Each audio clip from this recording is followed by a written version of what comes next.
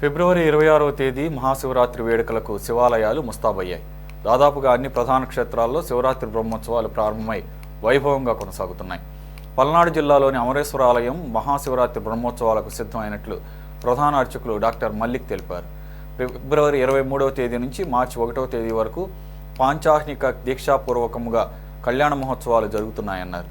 ఉత్సవాల సమయంలో ఆలయంలో స్వామివారి అభిషేకాలు, రథోత్సవం ఏర్పాట్లపై ప్రధాన అర్చకులు డాక్టర్ మల్లిక్తో మా సిటీ 24/7 ప్రతినిధి Pramod Kiran face to face. జరిగేటువంటి మహాశివరాత్రి వేడుకలకు కూడా ఇటు ఆలయాలు మొత్తం ముస్తాబుగా అలంకరించారు. అయితే ప్రస్తుతం మనం అమరావతిలో ఉన్నటువంటి అమరేశ్వర స్వామి ఆలయంలో ఉన్నాము. అయితే ఇక్కడ మహాశివరాత్రి వేడుకలు కూడా ఘనంగా నిర్వహిస్తూ ఉన్నారు. అయితే అమరావతి ఆలయానికి సంబంధించినటువంటి ముఖ్య అర్చకులు డాక్టర్ మల్లిక్ గారు మనతో ఉన్నారు. సార్ చెప్పండి, అసలు మహాశివరాత్రి ఎలా జరుగుతుంది? అసలు ఎందుకంటే రాత్రిపూట అంతా జాగారం చేస్తారు. జాగారం చేయడానికి గల కారణం ఏంటి? అసలు 11 మాస శివరాత్రులు కలిస్తే ఒక మహాశివరాత్రి అండి. ఈ మహాశివరాత్రి రోజున లింగోద్భవ కాలము జరుగుతుందట. అంటే మాఘ కృష్ణ త్రయోదశి చతుర్దశి రాత్రిపూట ఉన్న సమయంలో ఈశ్వరుడు లింగరూపం దాల్చాడట. అట్లా లింగరూపం దాల్చినటువంటి ఆ శివుని మనసులో స్మరించినట్లయితే కనుక ఉన్న ఈతి బాధల్ని తొలగిపోయి ఆ రోజు వరకు తెలిసి తెలియక మనిషి చేసేటువంటి పాపపుణ్యాలన్నీ కూడా పటామంచలైపోయి ఈశ్వరుని అనుగ్రహ పాత్రులు కాగలుగుతారట. అందుకోసమని ఈ మహాశివరాత్రి రోజున భక్తులందరూ కూడా జాగరణ చేస్తూ స్వామివారి నామస్మరణ చేస్తూ జాగరణ చేస్తారు. ఈ జాగరణ ఫలితమే ఆ ఈశ్వరుని యొక్క అనుగ్రహం పొందటము.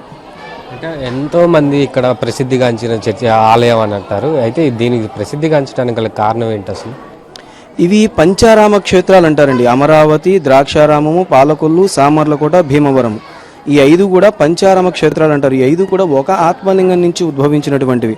తారకాసురుని రాక్షసుని వద్ద ఉన్నటువంటి ఆత్మలింగాన్ని ఈ ధర్మ పరిరక్షణ కోసం అని చెప్పినేసని కుమారస్వామి తన శూలంతో ఛేదిస్తాడు. ఆ ఛేదించినటువంటి ఆత్మలింగము 5 ముక్కలై భూమి మీద పడిందిట. వాటినే పంచారామాలు అంటారు. ఈ పెరుగుడు ఉన్నటువంటి ఈ లింగాలన్నింటినీ కూడా ఇంద్రుడు స్వామివారి శివుని యొక్క అనుజ్ఞ తీసుకొని బంగారు మారేడుగాలతోటి పూజించాడట. అంతటితో ఈ లింగాల యొక్క ఎదుగుదల ఆగిపోయింది. ఇక్కడ అమరుడిని ఇంద్రుడు ప్రతిష్ఠించాడు కాబట్టి అమరేశ్వరుడిని నామకరణం చేశారు. అమరేశ్వరుడు గ్రామం కాబట్టి అమరారామము. ఇవి పంచారామ క్షేత్రాలు, సుప్రసిద్ధమైన పంచారామ క్షేత్రాలు. వీటికి ఉన్న విశిష్టత ప్రకారంగా ఈ ఆలయంలో బిల్వార్చనలు చాలా విశేషంగా జరుగుతాయి. అంటే బిల్వదళంతో పూజ చేసిన వెంటనే ఆ స్వామివారు ఆగిపోయారు కదా, మరి అంత సంతృప్తి చెంది ఆగిపోయారు కాబట్టి ఇక్కడ బిల్వార్చనలు విశేషంగా జరుగుతాయి. ఇంత ప్రాముఖ్యత కలిగిన ఈ క్షేత్రం, అలాగే మనకి ఇక్కడ కృష్ణానది ఉత్తరవాహినిగా ఉన్నది. మనం కాశీలో చూసినట్లయితే గంగాదేవి ఉత్తరవాహినిగా వెళ్తుంది, ఇక్కడ కృష్ణానది ఉత్తరవాహినిగా వెళ్తుంది. అందుకని ఈ క్షేత్రాన్ని దక్షిణ కాశీ అని కూడా వ్యవహరిస్తూ ఉంటారు. ఇటువంటి చోట జాగరణ చేసినట్లయితే కనుక ఇంకా అద్భుతమైన ఫలితాలు కలుగుతాయి అని చెప్పనేసని. అలాగే శివరాత్రికి కాశీ మనకి ద్వాదశ జ్యోతిర్లింగాలు చాలా విశేషమైనవి. అంత దూరం వెళ్ళి అవన్నీ చేసుకోలేని వాళ్ళు ఈ పంచారామ క్షేత్రాల్లో ఎక్కడుండి శివనామపారాయణ చేసినా కానీ అన్ని క్షేత్రాలు దర్శించిన ఫలితం కలుగుతుందిట. కాబట్టి ఈ దగ్గర ప్రాంతంలో ఉన్న వాళ్ళందరూ కూడా ఈ క్షేత్రానికి వచ్చి స్వామివారిని ఆ రోజు జాగరణ చేస్తూ ఆ శివనామ స్మరణ చేస్తూ స్వామివారిని మనసులో నింపుకుంటూ ఉంటారు. అదే సమయంలో మనకేంటంటే ఇక్కడ స్వామివారి కళ్యాణ మహోత్సవం జరుగుతుంది రాత్రిపూట. ఆ కళ్యాణం కన్నుల పండుగగా తెలిగించినట్లయితే వాళ్ళకు ఉన్న ఈది బాధలు తొలగిపోతాయట. రేపు జరిగేటువంటి మహాశివరాత్రి వేడుకలకు సంబంధించి ఎలాంటి కార్యక్రమాలు చేపట్టబోతున్నారు? ఎన్ని రోజులు నిర్వహించబోతా ఉన్నారు? మనకి పాంచాహ్నిక దీక్షాపూర్వకంగా ఇక్కడ ఉత్సవం జరుగుతుందండి. బ్రహ్మోత్సవాలు జరుగుతాయి. మనకి 23వ తారీఖు నుంచి మొదలైన ఉత్సవాలు ఇవి మనకి 4వ తారీఖు వరకు ఉంటాయి. పాంచాహ్నిక దీక్ష వచ్చేటప్పటికల్లా మనకి 1వ తారీఖు పూర్తయిపోతుంది. తర్వాత స్వామివారి పౌలింపు సేవ కార్యక్రమాలు ఉంటాయి.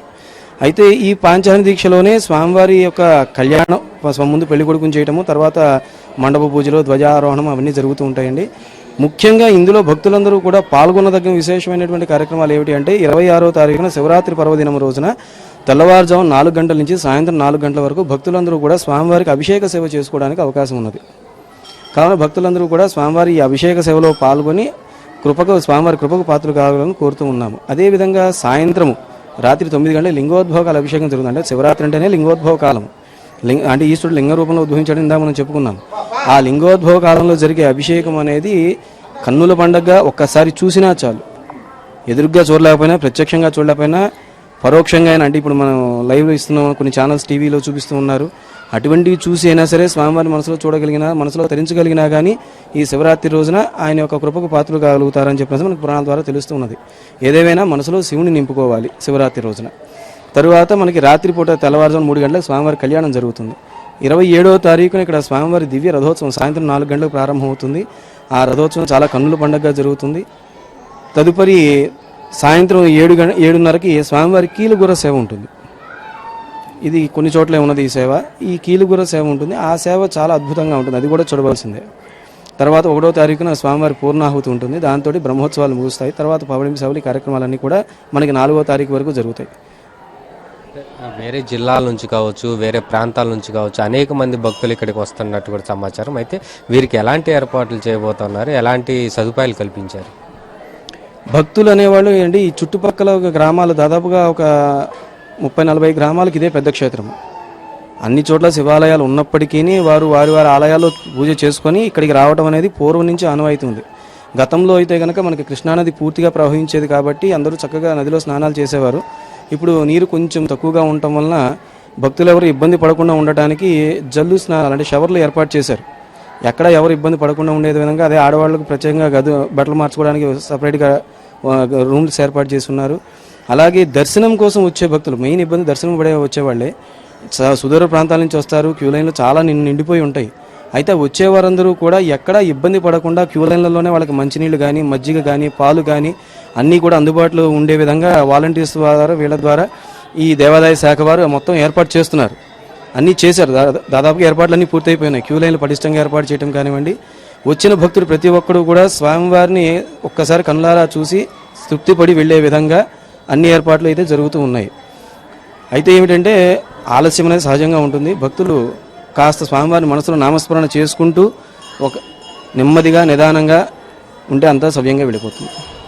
ఇది పూర్తిగా చూసుకుంటే రేపు జరిగేటువంటి మహాశివరాత్రి వేడుకలకు కూడా సర్వం సిద్ధం చేశారని చెప్తా ఉన్నారు. అయితే భక్తులు ఎక్కడైనా కానీ ఇబ్బంది పడినా కానీ వారికి ఎటువంటి ఇబ్బందులు లేకుండా కూడా సరైన సదుపాయాలు కావచ్చు, ఇటు ఏదైతే అభిషేకాలకు సంబంధించినటువంటి రథోత్సవంలో పాల్గొనేటప్పుడు కూడా భక్తులకు ఎటువంటి ఇబ్బందులు కలగకుండా పూర్తి సదుపాయాలు కూడా కల్పించామని చెప్పేసి ఆ ముఖ్య అర్చకులు డాక్టర్ మౌలిక్ గారు తెలిపారు. కెమెరామెన్ షణ్ముఖతో ప్రమోద్ కిరణ్, సిటీ 24/7, పల్నాడు జిల్లా, అమరావతి.